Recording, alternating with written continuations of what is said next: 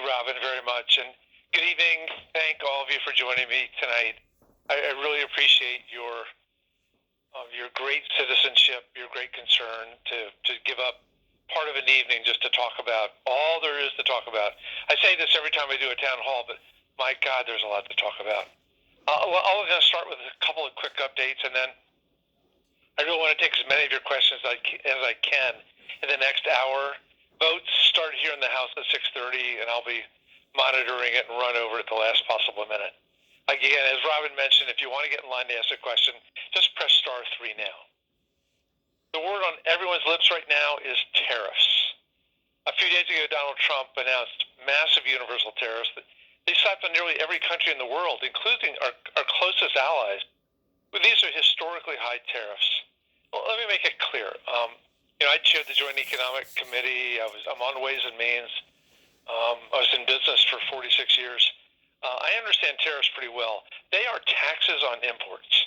They are paid in America by the American companies importing them, the goods, and then they're passed on as a higher cost to the consumers, to you and to me.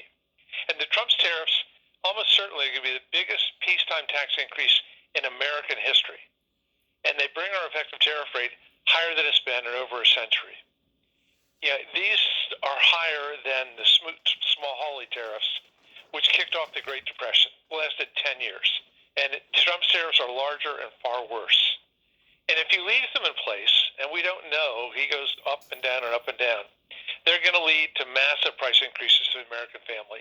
I've read a lot of different economic analyses, and the median is that it's going to cost a typical American family almost $4,000 a year. Meanwhile, the big forecasters, J.P. Morgan, Goldman Sachs, they're saying that the odds that Trump's tariffs will cause a recession are rising dramatically. We saw this just last week in a plunge in consumer confidence we hadn't seen in many years. Look, I've always been an advocate for trade. I've sold imported cars. And I've broken with my own party to oppose protectionist measures in the past. But Trump is in a universe all of his own when it comes to tariffs. His logic seems to derive from this worldview, which is that everything is a zero-sum struggle. He's got to win, we've got to lose. If you think about his art of the deal mentality, he sees the optimal deal as ripping off the other guy. And the idea that people would see paying a fair price for bananas or coffee, or even cars, as a fair exchange that benefits both buyer and seller, that kind of trade-off that has given us more economic growth in the last 70 years than anything in humankind, has lifted billions of people out of poverty. This never even crosses Trump's mind. He only sees trade as win-lose. So if we have a negative trade balance with someone, they've got to be ripping us off. Not that we're buying things that we want at prices that we're willing to pay, and in many cases for things that we couldn't or do not or couldn't even produce domestically. Think about bananas. And he's taken that terrible logic and applied it with bad mathematical formulas based on papers whose author, the Trump administration, who say that they got it wrong. He's basing this on economic analysis he doesn't understand. And then that, of course, has led to these shockingly high tariff rates, the stock market cratering, down 10% in the last 3 days of trading. No one should be looking at their 401k now. And the serious threat of lasting damage to our economy and to our most important alliances. And in the end, this all comes down to Trump's ego. I've been a leader on trade for a long time. I mentioned I serve on the Ways and Means Committee, which oversees trade policy. I introduced legislation with my colleagues that would block Trump's tariffs. Unfortunately, so far, we haven't seen enough Republicans in Congress willing to stand up to Trump and stop the tariffs. But we haven't given up. We're working on it. I have another Republican member I'm talking to tonight to try to get him to co-sponsor. But that's not the only challenge we face. Trump and Musk assault on federal agencies and on the federal workers and contractors who provide American services with essential services has been breaking my heart and breaking the heart of so many people all throughout our district. The number one interaction that I've had in the last many weeks was with people telling me the true and very sad story about losing their job or losing their contract, or leading a company where they had to fire 80% of their employees. Some of them in tough situations. I had folks in my office Friday morning laid off 600 people, and some of them pregnant women or dads with wives about to give birth. It's just terrible. And some of my recent visits to challenge these illegal actions have taken me to the U.S. Institute of Peace. Last week I had a breakfast meeting at the Department of Education with Secretary Linda McMahon. I'm doing all I can think of to stop Trump's illegal destruction of the federal government and stick up for our federal workers, our important, valued federal workers who've given us, the government, the country that's the pride of the world. And it's an incredible stress, a source, and fear for so many. But the good news is we've filed way more than 125 lawsuits already. Trump keeps losing in court. I hosted an event last month with local jurisdictions over at Wakefield High School to support federal workers with the economic resources. We had almost 1,000 people there. But that's just the first of many. So please put May 3rd on your calendar. It's a Saturday, 12 o'clock noon, a little less than 4 weeks away. It's going to be over at George Washington Middle School in Alexandria, right by the metro stop, the Braddock Road metro stop. And it's a jobs fair. Specifically, we're working with the economic development officers of Fairfax, Falls Church, Arlington, Alexandria, all the chambers of commerce, as many businesses as we can get to show up with actual job openings, taking applications, taking resumes. We want to help those who aren't going to get their job back land on their feet just as soon as possible. We're putting this up on our website very soon. You'll have lots of more information. But in the meantime, if you need a job or you know someone who does, tell them about May 3rd over at George Washington Middle School. I also continue to be extremely concerned about Trump and his administration basically disappearing people to distant prisons, some of them overseas. That includes the Maryland father, Kilmar Abreu Garcia. He was married to a U.S. citizen, 3 U.S. citizen children. He's here legally with permission, and he was wrongly deported to an El Salvador prison where they shaved his head and put him into that notorious prison that's already got something like 20,000 people in it. The judges said they got to bring him back. Trump's actually going to the Supreme Court to say he doesn't want to bring him back. And people like Mahmoud Khalil, Rumasea Ozturk, and close to home, my constituent, Badr Khan Suri, Dr. Suri, Georgetown postdoc, again, American citizen wife, American citizen children, 3 masked men without IDs, picked him up at his Roslyn home 2 weeks ago at 9:30 at night, packed him into an unmarked SUV, and took him off, flew him to Louisiana, getting ready to deport him just for exercising free speech. In fact, it's not even clear that they aren't deporting him for his wife's exercise of free speech. Look, I'm going to continue to speak out as loudly as I can about these cases individually and with my colleagues and to support their cases in court. It's like Kafka, and these are very frightening to many of us, but we're not losing hope. We're not going to stop fighting. I was thrilled to see so many of you on Saturday at the National Mall. It was 100,000 people. I was the most encouraged I've been since the Women's March 8 years ago. And this is part of a national demonstration that drew an estimated 5 million Americans all across the country standing up against the Trump administration. We're not going to be silent. We're not going to give up. With that, let's get to your questions. Remember, you can ask a question by pressing star 3. You can get our wonderful newsletter by pressing star 6. Robin, handing over to you to manage the questions. You bet. Thank you, Congressman. Our first caller is Jack from Arlington. Jack, you're live on the call with the Congressman. Please go ahead, Jack. Great. Thanks so much. And Congressman, please keep it up.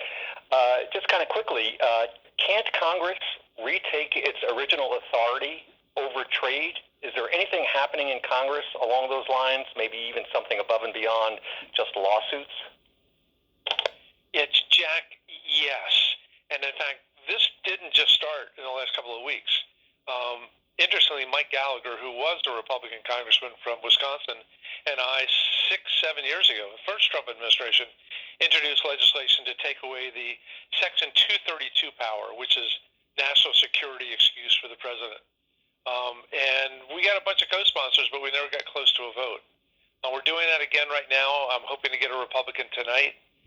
There's another major bill called IEPA, which is the Emergency Powers Act. Yeah, and again, I'm leading that. I'm trying to get Republican co-sponsors. The challenge is getting Mike Johnson to put it on the floor, and then Trump would veto it anyway. However, that's not a reason not to fight. We are going to move forward on both of those, and we're probably going to do Greg Meeks, who's the Democratic ranking member on the Foreign Affairs Committee, has put together a special petition right away in the short run to stop what Trump's done in the last week. And we're doing a discharge petition. Again, it won't be in committee. It'll never get put on the floor. But there's a provision in the congressional rules that if you get a majority of the members of Congress, so 218 members of Congress, sign this discharge petition, it automatically comes to the floor. And if you get that many signatures, that means it's going to pass. So we're going to be trying to get every single Democrat to support it, and at least 3 or 4 Republicans, so that we can actually get that vote. That's probably our best single thing to do. And Jack, I'm hopeful.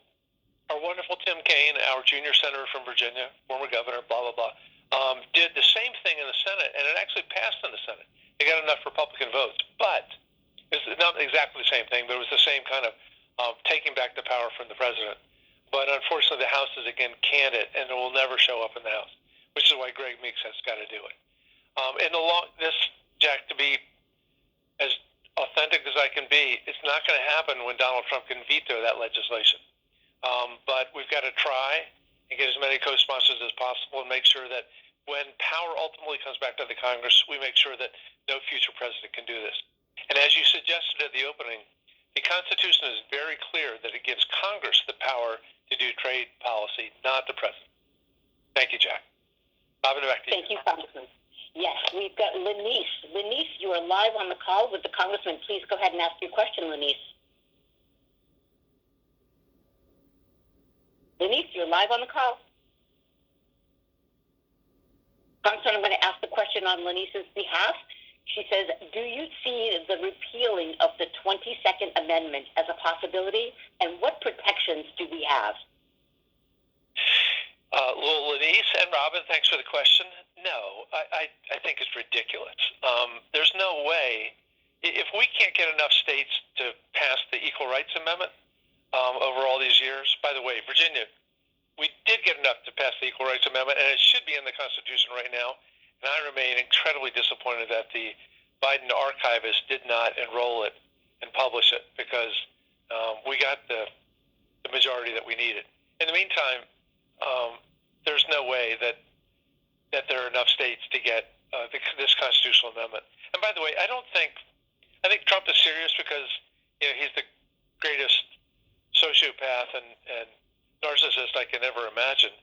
But I do think that his mentioning that has been trying to distract people from the destruction that he's actually wreaking in our lives today, not what happens in 2028. He doesn't want us to think about the tariffs, or the stock market, or what's happening at the Social Security Administration or the IRS administration, or this is just his distraction to get us to think or worry about something else. I'm not falling for the bait. In the meantime, there's no way we're going with the American people would put up with a third term. But thank you for the question, Linda. Thank you, Congressman. Next caller is Linda from Alexandria. Linda, you are live on the call with Congressman Beyer. Please go ahead. Hi, Congressman. Thank you for holding this call. I currently depend on my Social Security disability, my SSDI check, and have been watching carefully what's happening over at Social Security Administration, including Martin O'Malley's caution that the whole thing could collapse. And I'm curious if you already have, or if you could, ask the Congressional Research Service to do a full analysis of what would happen to our economy if, say, either just a week or a month worth of Social Security checks did not go through. I know it would have an impact on the 70,000 or so of us that get checks, but if we can't pay our rent or pay for groceries or pay for the basics, what's the ripple effect in the economy? Linda, that is a great idea, and yes, I'd be happy to ask the Congressional Research Service to do it. I think it's a wonderful idea. And you're absolutely right. It's crazy. 70 million Americans get some kind of Social Security check. 90,000 just in the 8th District of Northern Virginia. And we're already seeing the customer service attacks. They've closed in Social Security offices all over the country. They've reduced phone service. They're eliminating lots of employees. You saw this controversy where they were trying to make people come in person. If you couldn't do it on the internet, come in person rather than telephone. They've reversed that for the short run, but that's exactly what Musk wants to do. In the meantime, they took a lower-level employee there who had been illegally feeding information, data, to Doge and to Musk. When they fired him for breaking the law, Trump turned around and made him the acting Social Security Commissioner, this guy named Dudek. I mean, it was just ridiculous. You may have seen, I called last week. It was a Thursday afternoon, I think about 1 o'clock, because I get Social Security. I'm almost 75 years old. And I had a question. Well, it was 5 minutes of voicemail hell before I was finally able to say the word agent, and they were going to put me through an agent.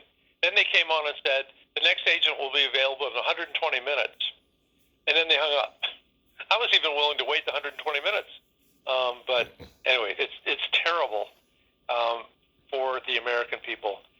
When this went into place, 1937, this was the most major anti-poverty program in American history. Before that, most American seniors lived in poverty because they had no savings. They worked hand to mouth, paycheck to paycheck, harvest to harvest, and the craziness of threatening this. And Martin O'Malley, who was our governor of Maryland and had led the Social Security Commission, makes the really excellent point that what Trump and Musk are trying to do is damage Social Security in so many ways that we lose confidence in it, we lose faith in it, and therefore they can privatize it. And therefore take all the money, it's $1.7 trillion currently in the Social Security Trust Fund, and turn that $1.7 trillion over to their friends to make money off of. Right now we're not paying a 1% fee or a 3% fee or anything like that, but all that money stashed away. But I promise you, it'll be feed to death when they turn it over to Wall Street. So, Linda, we're going to keep fighting on that. And thank you for the CRS recommendation.